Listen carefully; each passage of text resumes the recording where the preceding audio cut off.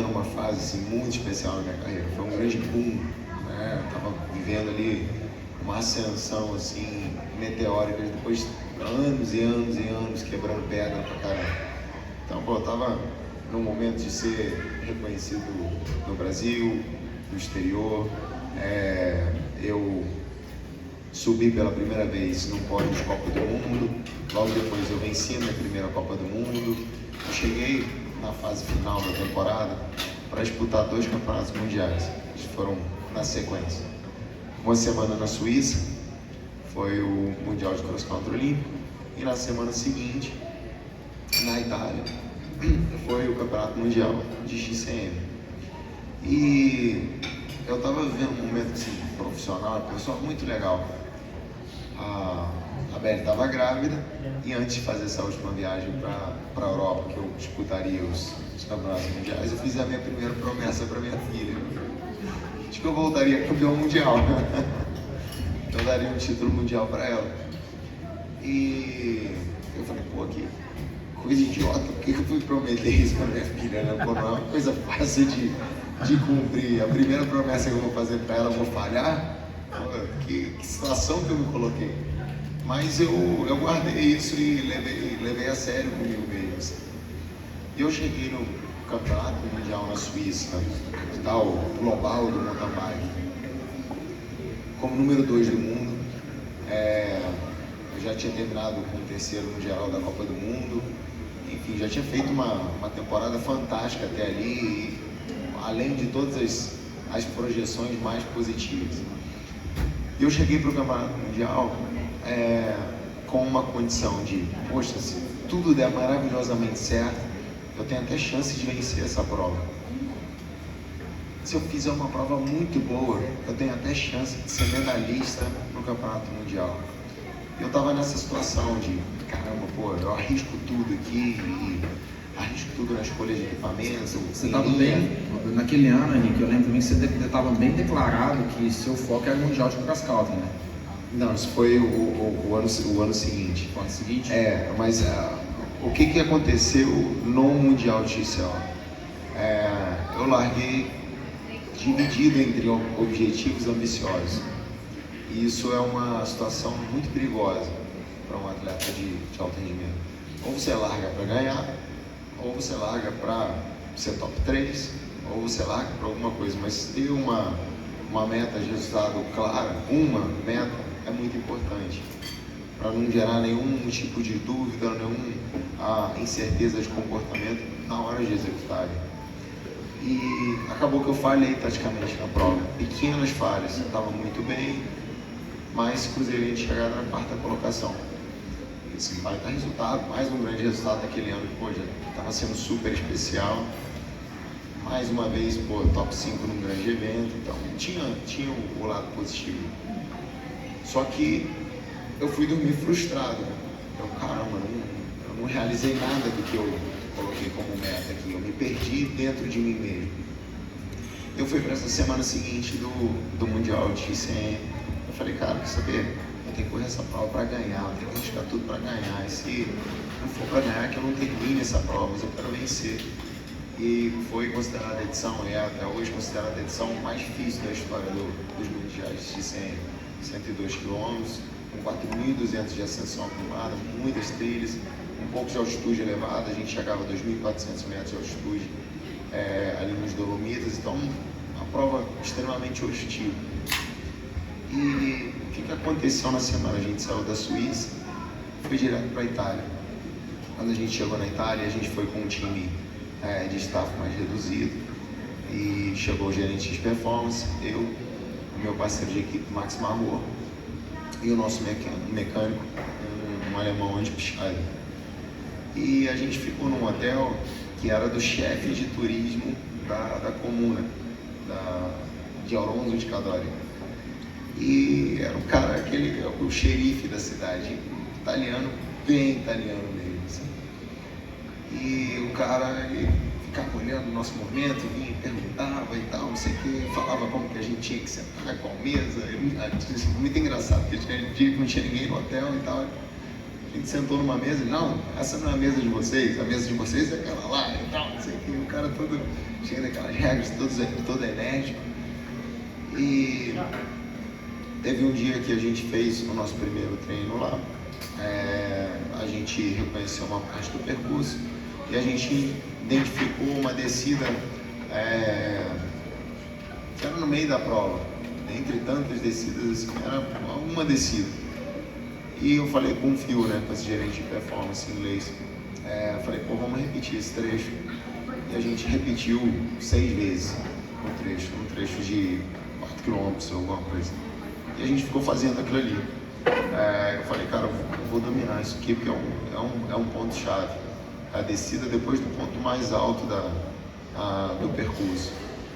E aí chegou um ponto que a gente começou a ponderar assim, cara, eu vou largar com uma bicicleta full suspense, vai todo mundo largar com uma bike rasteira, sobe demais, é uma prova muito dura, é uma prova muito física.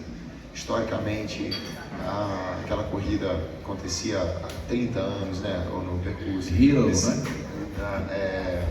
Tripique. E já tinha um histórico ali de tretinho dolomita, de definição da prova. E eu falei, cara, a gente tem que quebrar o padrão.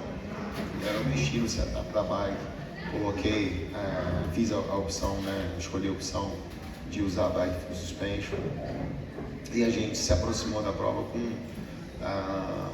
um approach diferente, né, com uma mentalidade diferente.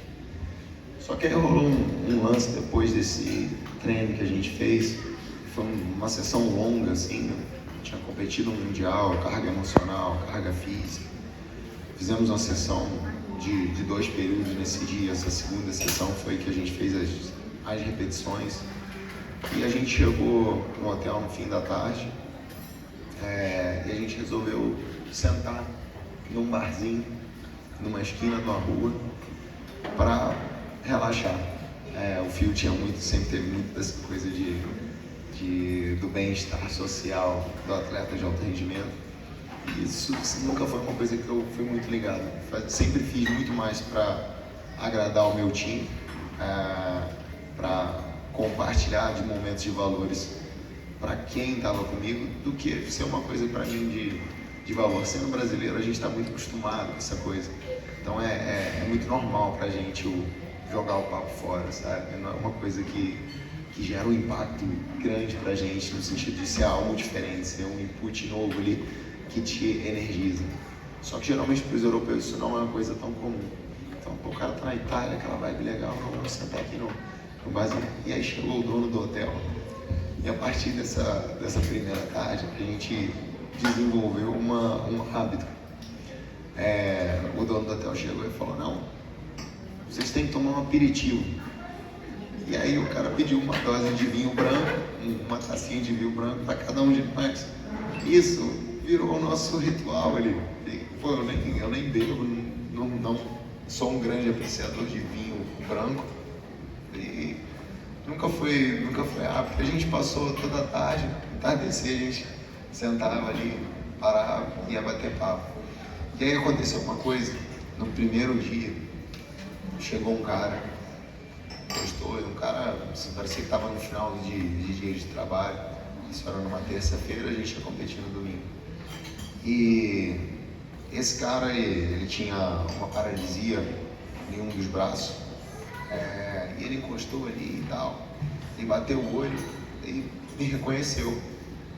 E o cara começou a falar e tal, não sei o que, puxou papo, ele, não acompanho muito o ciclismo, gosto muito de mountain bike e tal, meu nome é Osvaldo, eu moro aqui há tantos anos, eu gostava muito de pedalar, acabei sofrendo um acidente, fui batido, colidi com um carro, perdi aqui um momento, mas o cara assim, numa alegria de viver, de estar falando e contando história, aquele jeito italiano, aí chega o cara e discutia, aí ele falou com o dono do hotel, mas esse cara aqui é um dos melhores e tal, não sei o que. Aí o cara do hotel falou, mano, ele ganhou alguma coisa esse ano? Não, mas ele foi segundo. Não, então ele não é o melhor. E aí começava aquelas discussões bem italianas, assim, e a gente, rindo, e eu tenho, óbvio, a ligação familiar aí a Itália e ao longo dos anos acabei dominando a língua também. Então, para mim é uma coisa que é muito natural, é muito diferente, muito gostosa de sempre de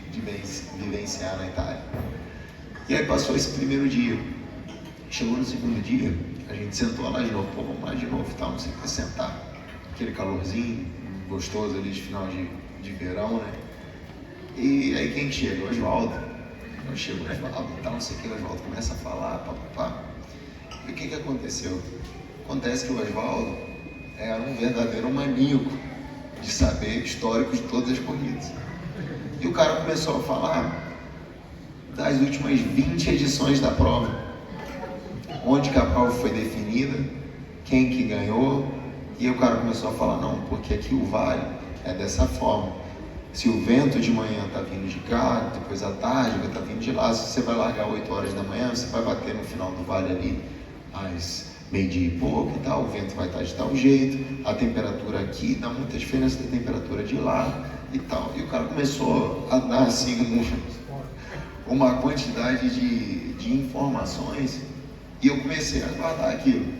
Porque assim, eu poderia ser o rockstar do mountain bike, sentado ali, e é mais um fã querendo me ensinar como ganhar a corrida.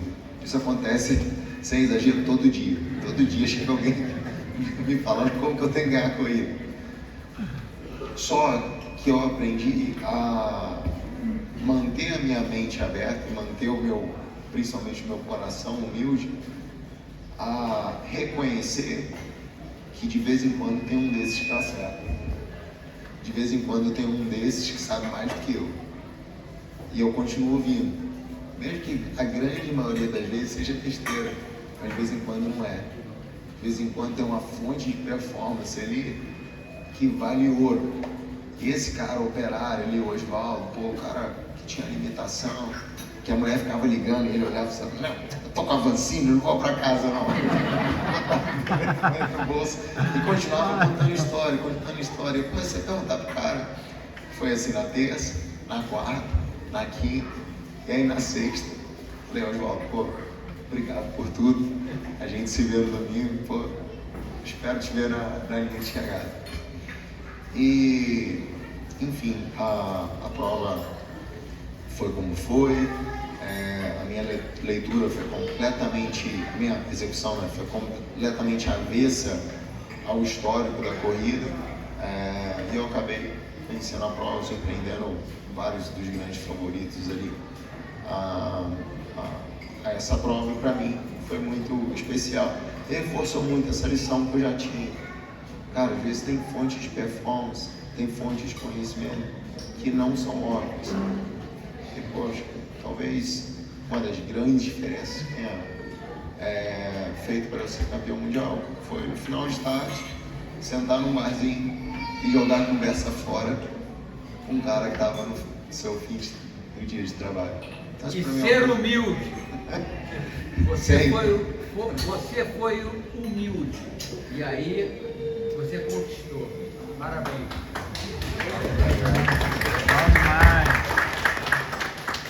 E aí foi um pós-prova para mim. Acho que tem duas coisas que eu queria muito falar, né? O quanto que a nossa vivência contribui para certas coisas, o quanto que é bom às vezes a gente lembrar de momentos difíceis e guardar certas coisas e lembrar de certas pessoas, porque é um combustívelzinho a mais. Na véspera da prova, eu geralmente durmo muito bem, cara. Eu sou muito tranquilo para competir, faço isso a vida inteira. E foi uma das poucas corridas da minha vida que eu passei a noite em claro. Porque me deu uma preocupação de, cara, e se eu não ganhar o Mundial? Já era, sei lá, quantos mundiais eu já tinha largado. Mas se eu não ganhar esse Mundial, eu vou voltar para casa, minha filha vai nascer, eu não vou ter cumprido a minha promessa com ela. E, cara, isso me deixou num estado assim, cara, eu tenho que ganhar essa corrida. Eu tenho que ganhar essa corrida, eu tenho que de algum jeito ganhar essa corrida. Eu tenho que voltar para casa sendo campeão mundial. E, para mim, era especial por estar vivendo um momento profissional, e antes mesmo de largar a prova, eu já era o número 2 do mundo, eu tinha feito uma temporada fantástica, vencido Copa do Mundo, enfim, já era um ano incrível ali na minha vida até então. Aí, fora das pistas, programas de televisão explodindo, a gente ganhando um alcance na mídia de massa aqui no Brasil, foi incrível. Eu já estava vivendo um momento bem bacana. Só que a prova foi em Auronzo de Cadore, na região dos Dolomitas. E aí quando eu volto, lá para 2009, 10 e 11, meu último ano de 2011, eu morei de favor a 50 quilômetros desse lugar, dessa prova, num sótão, durante um ano. E eu fiquei no limite do limite de não conseguir prosseguir profissionalmente no esporte, de ter que abandonar o mountain bike.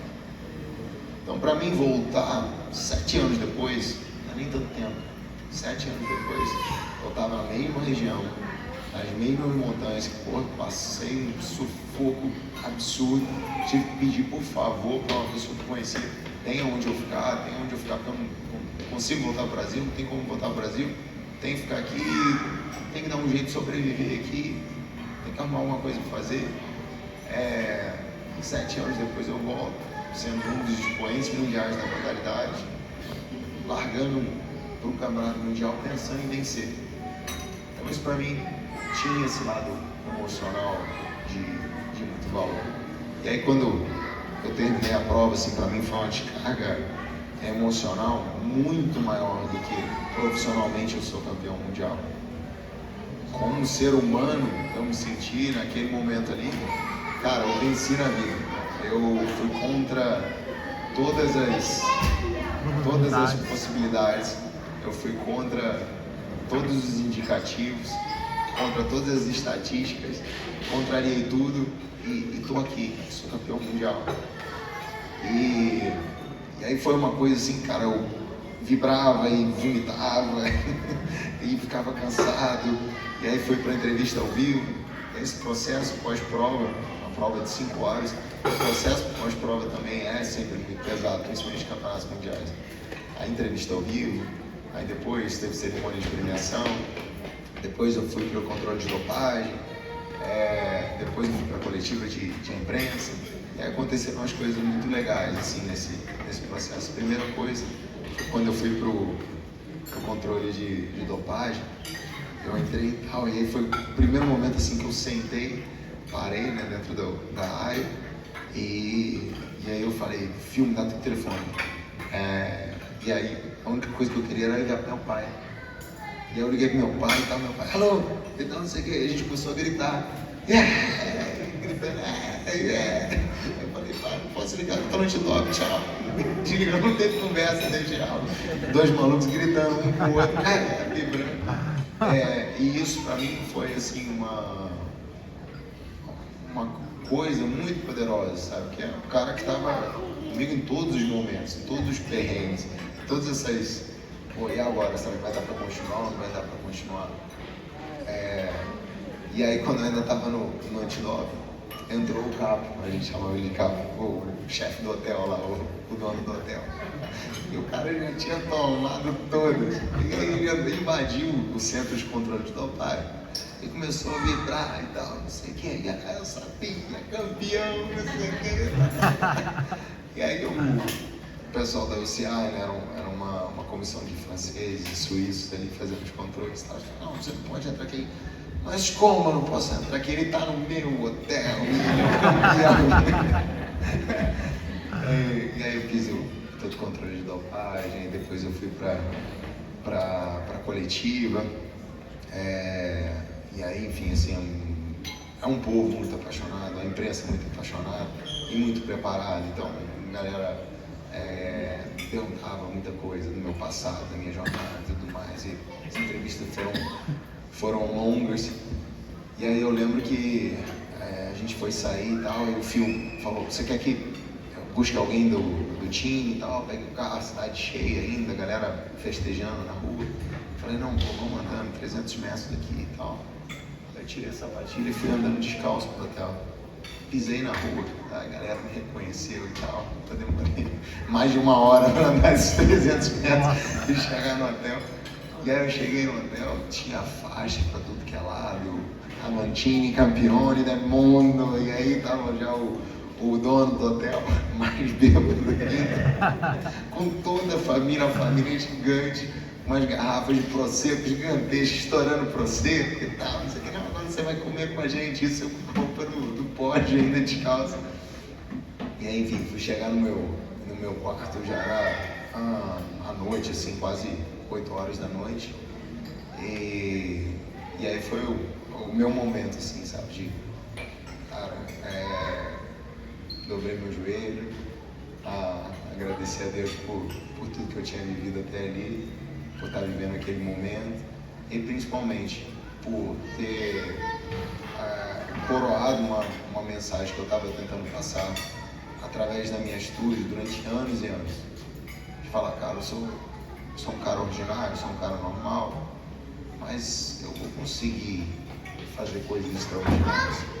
E muita gente me julgava, de, pô, esse cara é um fanfarrão, esse cara tá viajando, como que esse cara, pô, brasileiro, o cara nunca fez nem um top 20, como que esse cara consegue imaginar, como que esse cara consegue almejar, desejar ser campeão, vencer. E aquele momento ali para mim foi o ápice de poder validar a mensagem que eu estava tentando compartilhar com as pessoas. Então, para mim, o título mundial, né, a camisa arco-íris, ela tem um valor que é muito maior do que o atleta de elite que foi campeão mundial. Principalmente a mensagem, tudo que tem por trás, tudo que aconteceu até chegar aquele momento, acho que para mim é o que tem valor de verdade. E o Oswaldo? O Oswaldo estava lá, vibrando.